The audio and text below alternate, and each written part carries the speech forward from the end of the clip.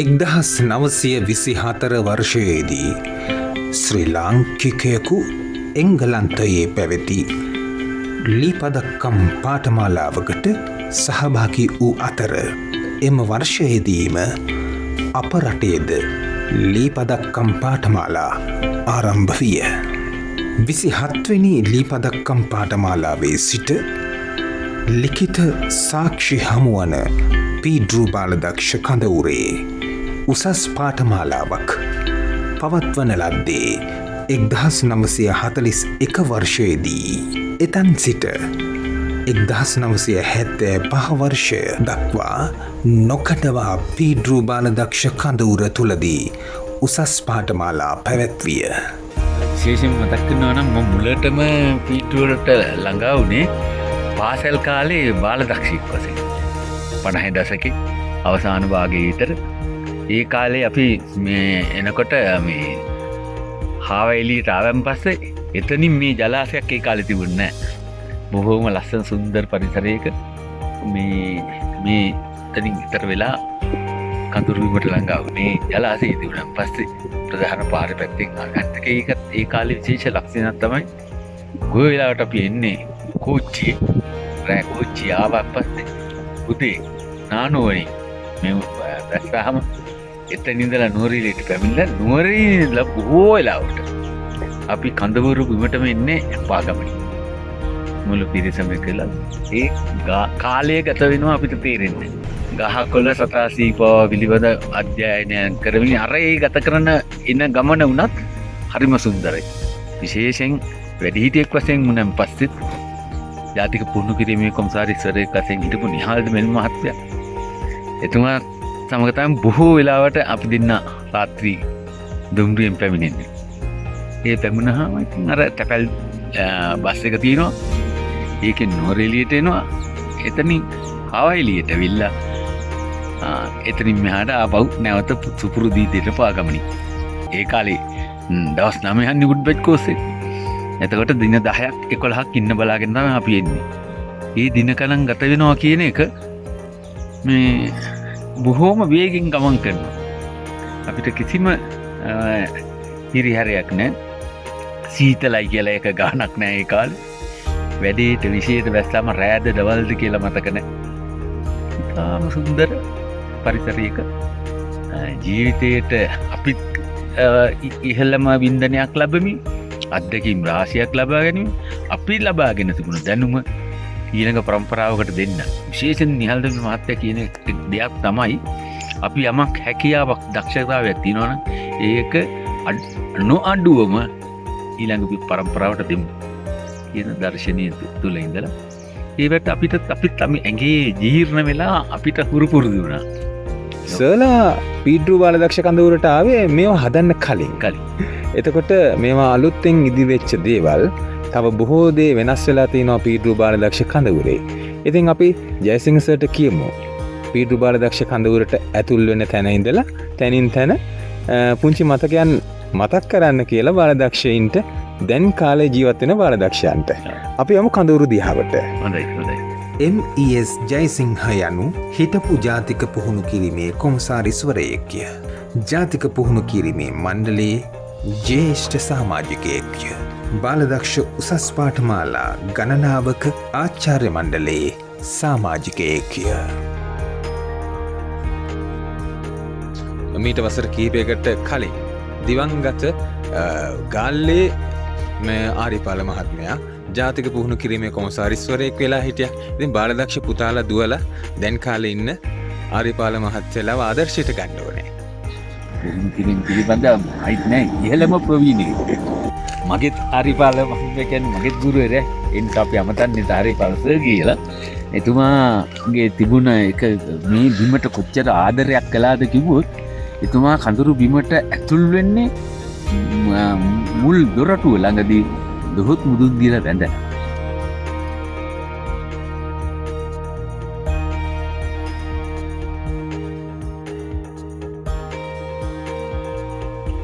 අවසර නොමැතිව ඇතුල්වීම තහනම්. ඒ වුණාට මේ අපූරු භූමියට බාලදක්ෂයන්ට තහංචියක් නැහැ අවසර නැතුව ඇතුල් වෙන්න. හැබැයි බාලදක්ෂ විවෘත වෙලා තියෙන්නේ. සර් කිව්ව පීඩ්රු බාලදක්ෂ කඳවුරේ අපූර්ව දොරටුව තමයි අපිට දැන් පෙනෙන්නේ. ඒත් එක්කම අපූර්ව නිවහනයන් බාලදක්ෂ පුහුණුව සඳහාම නිර්මාණය කරපු බොහෝ කුටි පෙනෙනවා. පීඩ්රු බාලදක්ෂ කඳවුර වත්මන් බාලදක්ෂයන් වෙතට තිලින කිරීමේ ජාතික මහෝත්සවයට සහභාගී වීමේ අරමුණින් කඳවුර නිරීක්ෂණය කළ අතරතුරදී තමන් සහ පීඩ්රු බාලදක්ෂ කඳවුර අතර තිබූ අත්‍යන්ත සබදියාව සවිස්තරාත්මකව අපට කියා දුන්නේ මේ අයුරින්ය. අපි මේ ඉන්නේ අර කිව්ව දොරටුව ළඟ. මේ දොරටුවට ඉතිහාස කතාවක් තියෙනවා. මේ දොරටුව ඇත්තටම පූර්වයෙන් හදලා තිබුණේ සම්පූර්ණ දැවයෙන් මේ වනගත ප්‍රදේශයෙන් හොයාගත්ත දැව වලින් නිර්මාණකරුවෙක් ඉතාම ලස්සනට නිර්මාණය කළා. ඒක කාලයත් සමග දි รา පත් වුණාම ඒ ආකෘතිකයේ මූලික රටාව අනුගමනය කරමින් ඊකට අනුකූලව නව උපකරණ භාණ්ඩ යොදාගෙන තමයි මේ සකස් කරලා තියෙන්නේ. මේ ස්ථානයත් පොඩ්ඩක් වෙනස් වෙලා තියෙනවා. මීට කලින් තිබුණේ පොඩ්ඩක් ඉදිරියෙන් හරියට පසුබිමෙන් අපේ කඳවුරු භූමියම පේන පරිදි. බාලදක්ෂ කඳවුරක ඉස්සරහා දොරටුව තමයි ආකර්ශනීයවම ඉදි වෙන්නේ. ඉතින් මේ කඳවුරු දොරටුවත් එවැනි නිර්මාණයක්. සර් කිව්වා මේ නිර්මාණය අලුත් වෙලා කියලා. පරණ නිර්මාණය බොහෝ සලකුණු තිබුණලු. මොනවද ඒ තිබුණ සලකුණු? සර්ගේ මතකයේ හැටියට මේ දෙපැත්තේ තියෙන කොට දෙක ඒකේ මූලික ඊට වඩා පොඩ්ඩක් සීන් කරලා සකස් කරගත්ත මේ. ඊළඟට මේ පහළ දෙපැත්තේ දැවෙන්න ඉස්සෙල්ලා තිබුණේ බොහොම ලස්සන ඇත් රූප දෙකක්. දැන් ඒවා මේ අවස්ථාවේ අපිට දකින්න ලැබෙන්නේ. ඒක සංකේත කරනවා අර සතුන් 4 දෙනාගේ දෙපස තියෙන රූප වලින් ඒ සංකේත කරනවා. ඊළඟට මුදුනේ තියෙන බාලදක්ෂ ලාංඡනය ඒකත් කිසියම් නිර්මාණාත්මක මෝස්තරයකට තමයි සකස් වෙලා තියෙන්නේ. ඒ සලකුණ පීඩ්රු බාලදක්ෂ කඳවුරටම ආවේනිකයි නේද සර්? බොහෝ දුරට ඇත්තටම පීඩ්රු බාලදක්ෂ කඳවුරේ සංකේතය. ඉල්වලට ඔයාගේ සලකුණක් තියෙනවා. ඒ වගේම මේක අපිට තියෙන සංකේතය. මේ සලකුණට අමතරව අලියෙක් ඊළඟට අශ්වයෙක් මකරෙකුත් ඉන්නවා. සිංහෙක්ද මන් දන්නේ. මේ සලකුණු මේ නිර්මාණයට ගන්න නැත්තේ ඇයි සර්? ඒක මං හිතන්නේ මම එච්චර ඒ පිළිබඳ නම් අධ්‍යයනයක් කරලා නැහැ. සමහර වෙලාවට ඒකත් ඇති ඒ හා බැඳුණු කතා පොතක්. කාර්යාලයේ එක තැනක වලසෙක් ඉන්නවා. ඊට අමතරව අලියෙකුගේ හොඬවලක් තිබෙනවා. අපි ඒක බලන ගමන් මේ සත්තු මේ හැම දෙයක්ම අපි එක චිත්‍රයකට මම ගනිමු. ඒ ස්ථානයේ තියෙන ඇත්තටම මේ ප්‍රදේශයෙන්ම හමු වූ ඒ සතුන්ගෙන්ම ඒ සතුන් මල නැති වුණෙන් පස්සේ ඒවා පුරවලා සකස් කරපු නිර්මාණ ටිකක් තියෙන්නේ. ඒවා කෘතිම නම් නෙමෙයි.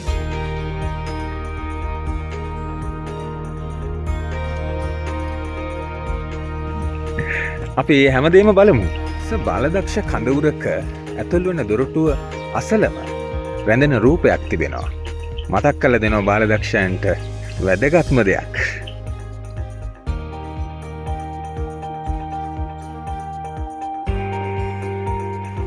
ඇයි එහෙම බාලදක්ෂ නීතිය පොරොන්දුව මතක් කරලා දීලයි බාලදක්ෂ කඳවුරට ඇතුල් වෙන්නේ? කිසියම් විදිය සංවර බවකට හුරු පුරුදු වෙලා තියෙනවා. ඒක සංකේතමත් කරන අවස්ථා දෙක තමයි බාලදක්ෂ ජීවයක් වගේ තියෙන්නේ පොරොන්දුව සහ නීති 10.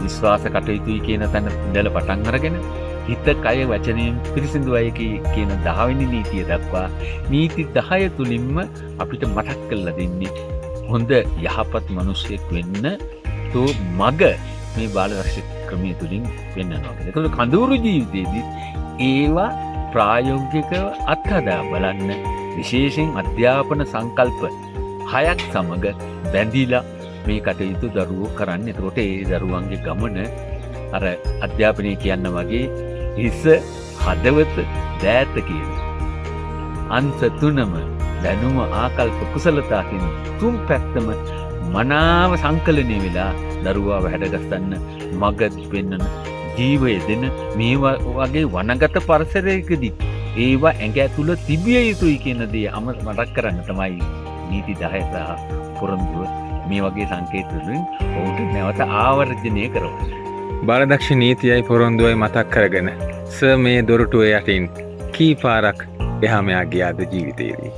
ඒක කඳවුරු කටයුතු වෙනත් පරිපාලන කටයුතු ආදී වශයෙන් බැලුවොත් වාර බොහෝමයක්. ඒ අතර සර්ට අමතක නොවන මතකේ රැඳෙනම දිනය කවදද?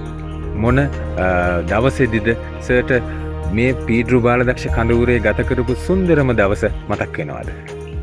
එහෙම තියෙන මතකවලින් ගාක්ම සුන්දරම මතක තමයි මුල් වතාවට ළමෙක් වශයෙන් ඇවිල්ලා ඒ ගත කරපු ජීවිතයයි ඊට පසු කාලයක වැඩිහිටියෙක් වශයෙන් ලීපදක්කම් කඳවුරකට ඇවිල්ලා ඒ ගත කරපු ජීවිතයේදී ලැබපු අත්දැකීම් වල තියෙන වෙනස පිළිබඳ මා හරිම සතුටක් ලබනවා. ඒ වගේම මේ මුළු ජීවිත කාලය තුල මේ පුංචි ලංකාව තුල වුණත් යාපනයට ගියාම තියෙන අර මුදුසුම් පරිසරයත් මේ නුවරඑළියට ආවම තියෙන සීතල පරිසරය දිගටම රොක්කු දෙන්න ජීවත් වෙන්න වන්නරේ ලැබුණේ මේ වගේ වාසනාවන්ත බිලිතුල. ඒක නැවත නැවතත් අපි ජීවිතේ හැමදාම මතක් කරනවා විවිධ අත්දැකීම් තුලින්. ඒ වගේ ලැබපු කාරණාවල ලැබෙන විවිධ රස අත්දැකීම් අවස්ථාන අනන්තයි ගණනාවක් තියෙනවා. වාසනාවන්ත භූමියක් වගේම මේ බාලදක්ෂ ආචාර්යවරුන් බිහි කරන ශේම භූමියක්. ඉතින් සර්ට දැනෙන විදිහට මේ කඳවුර බාලදක්ෂ නායකයින්ට කොච්චර වැදගත්ද? ඇත්තටම බාලදක්ෂ නායකයෙකුට අර ප්‍රායෝගිකවම ඒ පරිසරයෙන් ලබන අත්දැකීම් තුලින් දැනුමක් සහ අවබෝධයක් ලබා ගන්න මේක තෝතැන්නක්. මෙතෙන් මේ බිමට ආවන් පස්සේ මේ බිමේ ගහකොළද සතා සිව්පාවද ඒ හැසිරෙන විදිය ඒ වැටෙන ලක්ෂණ පිළිබඳ දේවල් එකතු කරගන්න පුළුවන් අර බාලදක්ෂ ජීවිතයේ අත්දැකීම් ලබා දෙන්න මඟ පෙන්වන අවස්ථාවක් එක්ක. දැන් මම ආරාධනා කරන සට මොහොතකට පුංචි MES ජයසිංහ වෙන්න කියලා. මීට අවුරුදු 50කට විතර ඈත අතීතයට යන්න කියලා. සට මතකද මේ කඳුරු දොරටුන් ඇතුල් වුණාම පීඩ්රු බාලදක්ෂ කඳවුරු දැක්ක මතකය මතකද සට? කොයි විදිහටද සර් දැක්කේ ඒ කාලේ? අදයි සහ එදා අතර වෙනස? එදා තිබුණේ මේ වගේ මේ ගොඩාක් දර්ශනීය ගොඩනැගිලි තිබුණේ නැහැ. හැබැයි ඉතාම වටිනා සංකේතාත්මක ගොඩනැගිලි තමයි මේක. ඒ ආරම්භ කරපු ආරම්භකයෝ වනයේම සංකේත කරමින් වනයේම සොයාගත්ත දැවයෙන් බිත්ති පවා නිර්මාණය කළා. මේක ඇතුලේ තිබුණ ඒ දැව ගොඩනැගිල්ල ඇතුලේ අලංකාර ලිපක් මුළු අපිට උස්නේ ලබා දෙන්න. ඒක අපි ඒ මුල්ම කාලෙදී වැඩිහිටියෝ භාවිතා කරන අපි දැක්කා. ඉතින් අපි ඇවිල්ලා ජීවිතේ කවදාකවත් හිතුවේ නෑ නායකයෙක් වශයෙන් ඇවිල්ලා මේ කාමරේ ඉන්න හම්බුයි කියලා. නමුත් අරුම පුදුම දෙයක් වශයෙන් ඒ දර්ශනය අපි ඇවිල්ලා බලාගෙන ඉන්නවා. වැඩිහිටිය අපේ ආචාර්ය බහුතුන් ඒ ශාලාවේ තුල ඉන්නවා. අපි ආවන් පස්සේ කඳවුරු මේ දැවයෙන් හදපු ලෑලි මත ඒවා 6-7 දෙනෙක් උස්සන් ගිහිල්ලා සුදුසු තැන තියලා එතන මැදි කරගෙන තමයි ටෙන්ට් එකක් ගහන්නේ.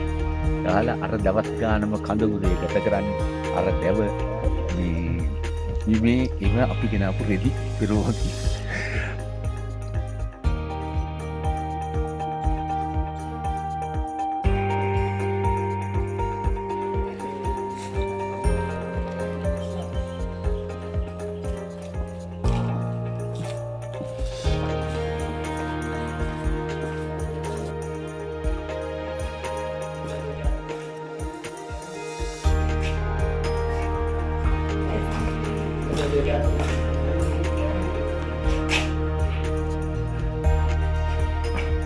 ජයසිංහ සර් කියපු ක්‍රිස්ටෝෆර් ගෘහයේ අපූරු තැනයි මේ සමස්ත ගෘහයම නිර්මාණය කළ තිබෙන ලී. මේ තමයි මේ තියෙන්නේ.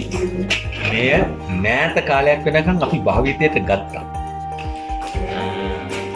ඊළඟට මේ 1950 අප්‍රේල් 6 වෙනිදා තමයි මේ සංකේතය සහිතව මේ ගොඩනැගිල්ල භාවිතයට අරන් තියෙන්නේ.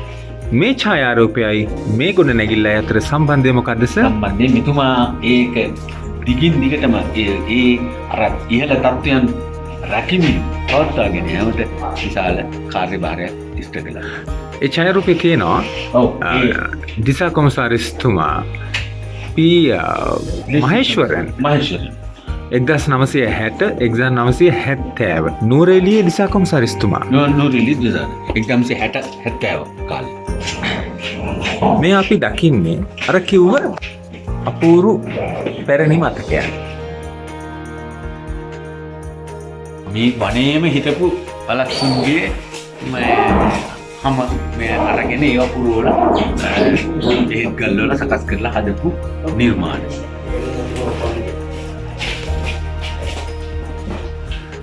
මේ සැබෑම සංස්කරණයට පෙර මේ අතුරුපිටු මෙතන මෑත අවුරුදු 5ක් ඇතුළත මේ ඒවා වෙනස් කරලා අපි දකින මේ පුටුවේ හිටියේ මේ කඳවුරු විභාරකාරතුමාද? ඒ මුල් කාලේදී ඉඳලම ඒ කාර්යභාරය කටයුතු කරලා මෙතන තමයි බැරි. හැබැයි මේ මොන කෙනා හිටියත් දීපතක්කම් කඳවුරක් ආරම්භ මොකද බාලදක්ෂ නායකයන් පුහුණුවේ ඉහළම පුහුණු කඳවුර මුල් කාලේ දින 9ක් පැවැත්වුවා. ඒ කාලේ ආවම ඒ සම්ප්‍රදාය තමයි පාලකයෝ කවුරු හිටියත් ඒ තුමා මේ මූලස්ථානයේ යතුරු අපේ අතට දෙනවා ඒ පාඨමාලා නායකතුමා. එතුමා තමයි එතකොට මෙතන ඉන්පස්සේ පාඨමාලා කාර්යය තුළ උලාසනේ ගන්න එතුමා ස්ටාෆ් මීටින් එක තියන්නේ මෙතන ආචාර්ය මණ්ඩල රැස්වීම තියන්නේ මෙතන. අත්‍යවශ්‍ය මූලික මුල් කාලේ පුහුණුවට අවශ්‍ය ප්‍රධානම භාණ්ඩ ඉගෙනුම් උපකරණ තැන්පත් කළ දුන්නේ දෙපැත්තේ තිබුණේ අපේ ආචාර්ය මණ්ඩලයේ ඉන්නට නවාතෙන් ගන්න කාමර වශයෙන් විකල්ප. ඒවත් සියල්ලම දැවයෙන් තට්ටු දෙකක් විදිහට ඇඳන් සකස් කළා. ජාතික පුහුණු කිරීමේ කොමසාරිස්තුමා විදිහට පාඨමාලා ගණනාවක් ඔබවන්න ඇති ඔබතුමා. ඔව් ගණනාවක්. එතකොට මේ පුටුවේ දවසක ඉඳ ගන්න ඇති. මම ආරාධනා කරනවා එක මොහොතකට ඉඳ ගන්න කියලා.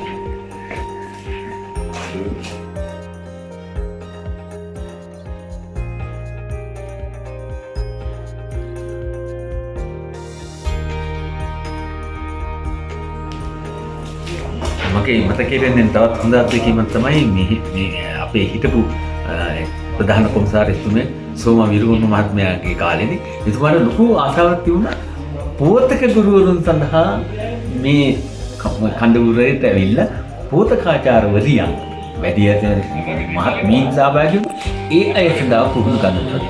ඒ පුහුණු කඳවුරේදී ඒ අය පුදුම ආස්වාදයක් සතුටක් ලැබුවා මේ සීතල පරිසරයේ ගත කළ විශේෂයෙන් යාපනයේ අනුරාධපුරයෙන් ආපු අය කිව්වා ජීවිතේ ඒගොල්ලන් ලැබු පළවෙනි අත්දැකීමක් වුණා දවස් 7ක් ඉඳලා. පීට්‍රු බාලදක්ෂ කඳවුරේ ඊළඟට වැදගත්ම තැන කොතනද? අපි යන්නේ කොතනටද? ඊළඟට වැදගත් වෙනවා මේ තව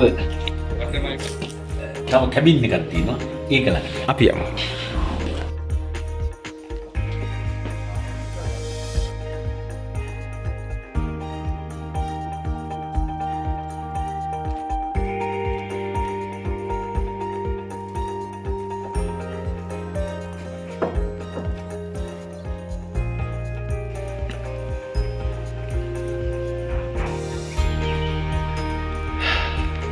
සකිව්ව විශේෂ කුටියටයි අපි මේ කොස්මස් කැබින් කියලා මේ හඳුන්වනවා.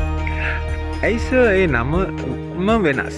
ඒකත් ඒකට පරිත්‍යාග කරපු මම ගොඩාක් ඒ විස්තරේ දන්නේ නැහැ. මම දන්න තරම් එතුමා ඒක මම පොල්ල පරිත්‍යාග කළා. ඒ පරිත්‍යාග කරපු නිසා ඒ නමින් හුඟක් මේ කඳවුරු බිමේ ස්ථානත් ඒ අයගේ සිහිවටන වශයෙන් තමයි පස්සේ කාලෙක නම් වෙලා. පීට්‍රු බාලදක්ෂ පුදබිමේ වැදගත්ම ගොඩනැගිලි දෙකක්. එකක් ක්‍රිස්ටෝපර් ගොඩනැගිල්ල, ක්‍රිස්ටෝපර් කැබින් කියලා කියන්නේ. ඊළඟට කොස්මස් ගොඩනැගිල්ල. අපි යමු ඇතුළ බලන්න. මේක අපි පුහුණුවට ඉන්නවා මේ පූජකතුමා. රදේ කුමාරසිංහ කියලා. ඔව්. එතුමා ආවුත් මෙන්න කොහේ නවාතැන් දුන්නත් ඒකට කිසිම තැනකට යන්නේ නැහැ. මෙතන නවාතැන්ගේ පුදුම ප්‍රීගන්නවා ඒතුවා. අපි කුමාරසිංහ පියතුමත් අදරින් මතක් කරනවා මේ වෙලාවේ. දිවංගත කැමිලස් ප්‍රනාන්දු චන්ද්‍රසේන බටුවංකල ඒ ආර්යපාල ජෙරල් එම් කුරේ සෝමා වීරකෝන් PSR රාජමණී මෙම මහත්වරු ගෞරවයෙන් සිහිපත් කළ යුතු ඇත.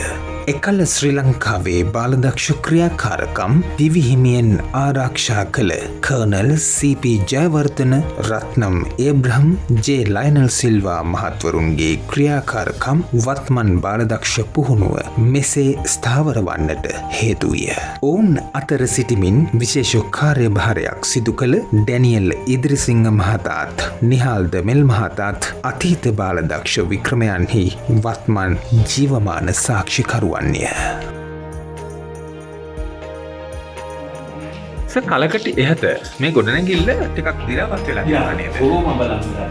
බාලදක්ෂ කඳවුර මෑතකදී යවත් කාලීන කරාට පසුව දකින දර්ශන.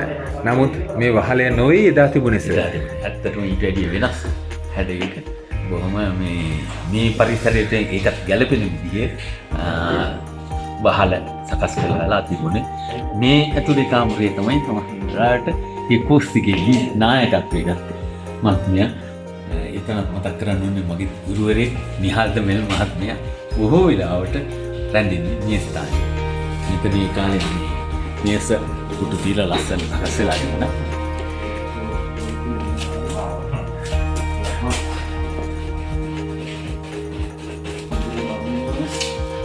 ඊළඟට වැදගත් වෙන්නේ දේශන ශාලාවක් මැදි කරගෙන වටේටම පසුබිමෙන් බෝමුරු ඇල්ලේ ජලාශයෙන් වතුර ගලා යන පසුබිම තිබෙද්දී තුන් පැත්තක් කොට කරගෙන ඒ ගමන් මගේ ගමන් කරනවා. ඒ ආවරණය පැතිරි වටේට පුහුණුවට එන පුහුණුවන්නන් සඳහා තියෙන කුටි පහක් තියෙනවා. ජලාශේ මන් තුන් පැත්තක් කොටන මේ තුන්වෙනි පැත්තේ මාර්ගය තමයි මේ. සර් කියන විදිහට මේ බෝමුරු ඇල්ල ජලාශය වසර ගණනාවක් පීඩු බාලදක්ෂ කඳවුර වටකොට ගලා බහිනවා. මේ පීඩු බාලදක්ෂ කඳවුරේ දකුණු අන්තේ අපි යමු වම් පසක් බලාගෙන මැද තිබෙන විශේෂ ස්ථාන නරඹන්න.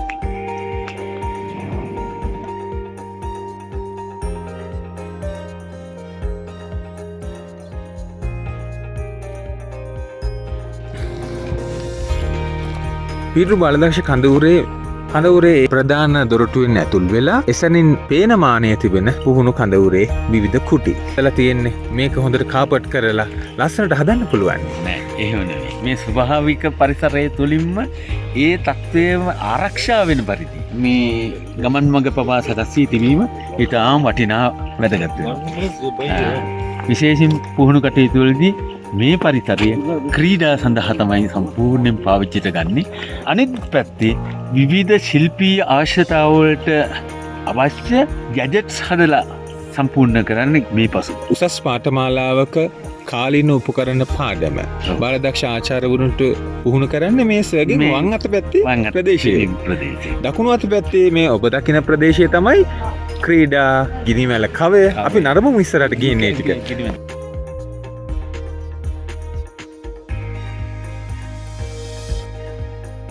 ජයසිංහ සර් අපි පීඩු බාලදක්ෂ කඳවුරේ මං හිතන්නේ කේන්ද්‍රයට ආවා කිව්වොත් හරි. හේතුව මේ අසුන් සර් ඉඳගත්තේ ඉතිහාසයක් තිබෙන අසුන්. මේ අසුන් වල ඕනෑ තරම් බාලදක්ෂ ගුරුවරු ඉඳගෙන ඉන්න ඇති ගිනිමැල ජවනිකා නරඹගෙන. මේක තමයි මේ අපේ පුහුණුවේදී බාලදක්ෂයෝ පුහුණු කටයුතු වලදී රාත්‍රී කාලේ කඳවුරු එකදී ගිනිමැලයක් ගතා ඒ වටා රැස් වෙලා විවිධ තමුන්ගේ ශිල්පීය හැකියා දක්ෂතා ප්‍රදර්ශනය කරන කාර්යය. ඒකට ඒ සඳහා කඳවුරු බිමකත් අනිවාර්යයෙන්ම මේ වගේ ස්ථානයක් වෙන් කරලා තියෙනවා. ඒකට මේ පීඩු බිමේ මොකද දීර්ඝ ඉතිහාසයක් තියෙනවා. ඔබට මේ පහලින් පේනවා තනිකර දැවීම බාලදක්ෂ සලකුණේ සංකේතය පවා දැන් මේ කපලා හදාගත්ත ආසන. ඒව බොහොම සැප සනීපව නෙමෙයි තියෙන්නේ. නමුත් ඒ තුලින් සංකේත කරනවා අර බාලදක්ෂයා කොච්චර ස්වභාවධර්මී පරිසරයේ තියෙන දේවල් කොච්චර උදව් කරගන්නවද කියලා. මේ පසුබිමේ අතීතයේ වටේටම ඒ වගේ දැව නිර්මාණ ගොඩාක් පිරලා තිබුණා. ඒව දැන් අද මෙයාට ඉදිරියේදී නවීකරණය වෙලා තවත් සකස් වෙයි කියලා අද කාලයට උචිත විදිහට තව ඒ ඉදිරියට සකස් වෙයි කියලා අපි හිතනවා. මේ දැන් තියෙන මේවත් දැනටත් අපේ කඳවුරකදී භාවිතයට ගන්න ස්ථාන. සර්ගේ මතකය හැටියට සර් කිව්ව මේ දකින ගිනිමැල කවේ තිබෙන පුටු මෙච්චරද තිබුණ මිට වඩා කිහිපයක් තිබුණාද ඉස්සර? කීපයක් තිබුණා. ඒවා හුඟක් වෙලාවට පරිහරණය වුණේ නායකත්වයේ කතාචාරවරු ඒ වගේ අය දරුවන් වටේටම එහෙම නැත්නම් පුහුණු වන්නන් වටේටම ඒ දැවමය තිබුණා. වෙනත් ස්ථානවල නම් සමහර වෙලාවට කළු ගල් අතුරුවල මීරිගම මධ්‍යස්ථානයේ තියෙන හුඟක් වෙලාවට කළු ගල් වටේට අතුරුවල. මේක ස්වභාවිකවම මේ කණ්ඩිය වගේ එකක් කළොත් මේක එක කාලයක දුන්නා නිකන් පඩි තට්ටු තුනකටවත්. ඒව පිරිසකට ඉඳගෙන නරඹන්න පුළුවන්. ඒ යවනිකා ඉදිරිපත් කරන සහ නරඹන පිරිස තමයි මේ වටේට ඉන්නේ. මැද ගිනිමැලේ ගැහුවම ගිනිමැලේ වටේ තමයි අර විවිධ දක්ෂතා ඒගොල්ලන්ගේ නිර්මාණ ඉදිරිපත් කරමින් රංගනයන් ඉදිරිපත් කරනවා. බාලදක්ෂ පුහුණුවේ උසස්ම පළඳිනාව සම්මානය උපාධිය කියලා කියන බොහෝ දෙනා මේ මොන වචනෙන් කිව්වත් ලී පදක්කම් දහරින් පුහුණු වෙන්නේ මේ සුන්දර බිමේ. මේ උපාධි ලබන සුන්දර බිමේ මේ ගිනිමැල කවය මට දැනෙනවා පේරාදෙන විශ්වවිද්‍යාලයේ අර වල වගේ නේද කියලා. බොහෝ නිර්මාණකරුවන් එතන බිහිවුණා. බාලදක්ෂ ව්‍යාපාරයේ නිර්මාණකරුවන් මේ දකින්න මේ බිමේ බිහිවුණා. හොඳම මතකයක් තියෙනවා. එක ස්ටන්ට් එකක් මෙයා කළා.